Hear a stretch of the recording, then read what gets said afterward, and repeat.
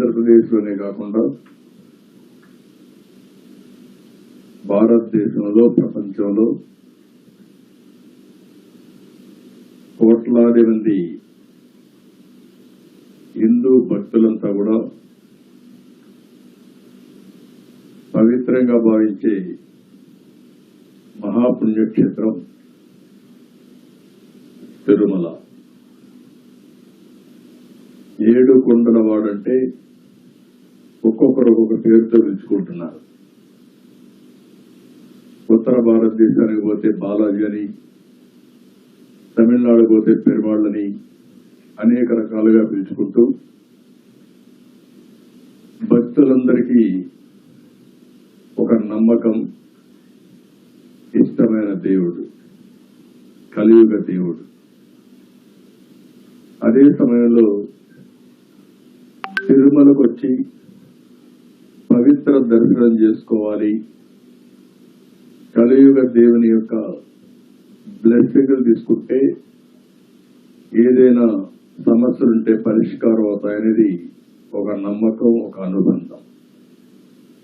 అందుకే అలాంటి పవిత్రమైన స్థలాన్ని ఒక విధంగా చెప్పాలంటే ఇప్పటి వరకు వచ్చిన పాలకులు కొంతమంది సమర్థవంతంగా పనిచేయలేకపోయినా నష్టం జరిగే విధంగా ఎవరూ ప్రవర్తించలేదు. పవిత్రత దెబ్బతీసే విధంగా ఎవరు ప్రయత్నించలేదు. ఎన్టీ రామారావు గారు వచ్చినప్పుడు కాంప్లెక్స్, వైకుంఠ కాంప్లెక్స్ 1 కట్టారు. నేను వస్తానే వైకుంఠ 2 కాంప్లెక్స్ కట్టాం. నాకు వెంకటేశ్వర స్వామికి నాకు ఒక ప్రత్యేకమైన అనుబంధం. మా ఊరి నుంచి మా ఇంటి పైన బిల్డింగ్ పైన ఎక్కి చూస్తే మంగాపురం సైడ్ ఉండే నామాలు కనపడొస్తాయి. అది ఎప్పుడు కూడా చిన్నప్పుడు కూడా బ్రహ్మోత్సవ సందర్భాల్లో ఒక్క పొద్దుండి అదే మరి దేవుని దగ్గర పోయి దర్శనం చేసుకుంటే ఆనవాయితీ. మంగాపురం ద్వారా నడిచిపోయేవాడం, మళ్ళీ ఆ మెట్లు తిరుపతికి వచ్చి మళ్ళా తిరిగి వచ్చేవాడం. అలాంటి ఒక అనుబంధం. అందుకే నేను వస్తానే టెంపుల్ మాస్టర్ ప్లాన్ లో భాగంగా అనేక అభివృద్ధి కార్యక్రమాలు చేపట్టాను. మాడ వీధుల అభివృద్ధి కూడా నేను ముఖ్యమంత్రిగా ఉన్నప్పుడే చేశాం. ఎన్టీ రామారావు గారు ఉన్నప్పుడు అన్నదానం పెడితే నేను దానికి అదనంగా ప్రాణదానాన్ని కూడా ప్రవేశపెట్టాం. అన్నదానానికి ఇప్పుడు 2000 కోట్లు కార్పస్ కూడా ఉంది. ఎంతమందికైనా సరే భోజనం ఫ్రీగా పెట్టడమే కాకుండా ఒక పద్ధతి ప్రకారం వచ్చే వడ్డీతోనే సరిపోతా ఉంది. మళ్లీ డబ్బులు కార్పస్ పెరుగుతా ఉంది. అన్నదానంలో కూడా మీరు చూస్తే ప్రాణదానం కూడా కార్పస్ పెరుగుతా ఉంది, రోజు రోజుకు పెరుగుతా ఉంది. ఈ కార్యక్రమాన్ని 2003లో సిమ్స్ లో ప్రారంభించాను. ఆ రోజే నేను కొండపైకి వెళ్లి బ్రహ్మోత్సవ సందర్భంలో దేవునికి పట్టు వస్త్రాలు సమర్పించే సాంప్రదాయం అప్పుడే నా మీద దాడి జరిగింది. అది ఒక మిరాకిల్. 24 claymore mines. సాక్షాత్తు భగవంతుడే నన్ను కాపాడాడు తప్ప లేకపోతే ఆ యాక్సిడెంట్ లో బ్రతికే సమస్య లేదు. అది ఎప్పుడు కూడా నాకు గుర్తుంటుంది. అదే మరిగా అది ఒక పునర్జన్మగా నేను భావిస్తాను. అందుకే నేను ఏ పని చేసినా ఒక పవిత్రంగా 2 నిమిషాలు వెంకటేశ్వర స్వామిని తలుచుకొని చేస్తాను. అదొక నమ్మకం, నాకు ఒక బిలీఫ్ కూడా. ఇలాంటివి చేసుకుంటూ మనం ముందుకు పోయే ఈ సమయంలో మనం చూస్తే నాకొక్కడికే కాదు, ఇలాంటి అనుబంధం, అనుభూతి కొన్ని కోట్ల మందికి ఉంది.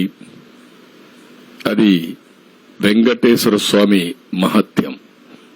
ఆ మహత్యం లేకపోతే ఇంతమందిని అట్రాక్ట్ చేసే పరిస్థితి కూడా రాదు. నేను ఎప్పుడూ చెప్పేవాడిని, ఎవరైనా పర్వాలే గాని వెంకటేశ్వర స్వామి ఎప్పుడు కూడా అకౌంట్స్ ఎప్పటికప్పుడే సెటిల్ చేస్తాడని. ఇదే సమయంలో మీరు ఒకసారి చూస్తే రాజశేఖర రెడ్డి గారు ఉన్నప్పుడు 7 కొండల్ని 5 కొండలను అంటేనే, ఒక మాట అంటేనే నేను చాలా ఫైట్ చేశాను.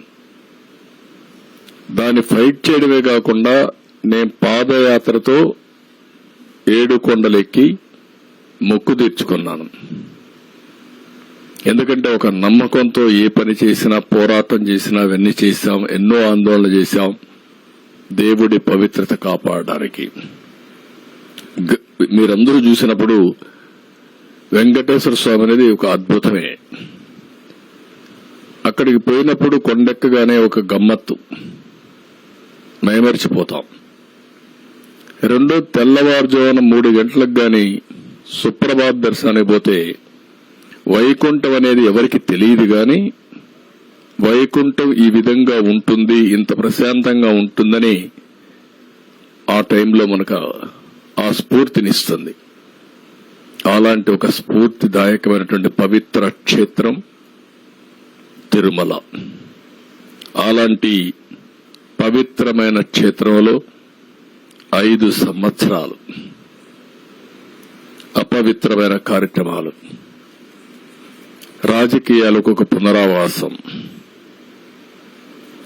భక్తుల మనోభావాలకి విలువే లేదు. ప్రసాదంలో గాని, నాణ్యతలో గాని ఎక్కడికక్కడ మొత్తం అపవిత్రం చేసే పరిస్థితికి వచ్చారు. ఎన్నోసార్లు భక్తులు ఆందోళన చేశారు. ఎప్పుడు కూడా మీరు గుర్తుపెట్టుకోవాల్సింది, భక్తులందరం కూడా, నేను ఒక భక్తుడిగా చెప్తున్నా, ఒక ముఖ్యమంత్రిగానే కాదు, వెంకటేశ్వర స్వామి ప్రసాదానికి ఒక ప్రత్యేకత ఉంది.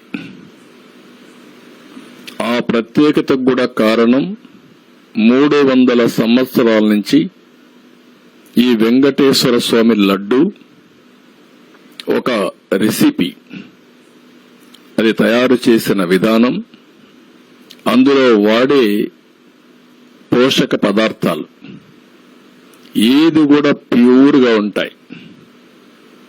ఎక్కడ కూడా నాణ్యత లేని సరుకులు ఎప్పుడూ వాడరు. ఇచ్చేవాళ్లు కూడా ఒక పవిత్రమైన భావంతో సప్లై చేస్తారు. దేవునికి ఇస్తున్నాం కాబట్టి పవిత్రమైన భావంతో సప్లై చేస్తారు. అందులో కూడా మీరు చూస్తే ఆ ప్రసాదం అన్ని ఇంటిలో తీసుకొచ్చి పెడితే ఆ వాసన ఒక మంచి వాసనతో ఉంటుంది. ఒక్క లడ్డే కాదు, జిలేబీ గాని, వడ గాని, లేకపోతే అక్కడ పొంగల్ గాని, దేనికదే ప్రత్యేకత. నాకు ఒక అనుభూతి కూడా అక్కడ పోయినప్పుడు, కొండపై తిరుమల పైన భోంచేస్తే అక్కడ చేసే వంటలు కూడా చాలా రుచికరంగా ఉంటాయి. ఎందుకంటే 1,00,000 మందికి భోజనం పెట్టేటప్పుడు అక్కడ ఉండేటప్పుడు కూడా నేను చాలా సార్లు రివ్యూలు చేసేవాడిని.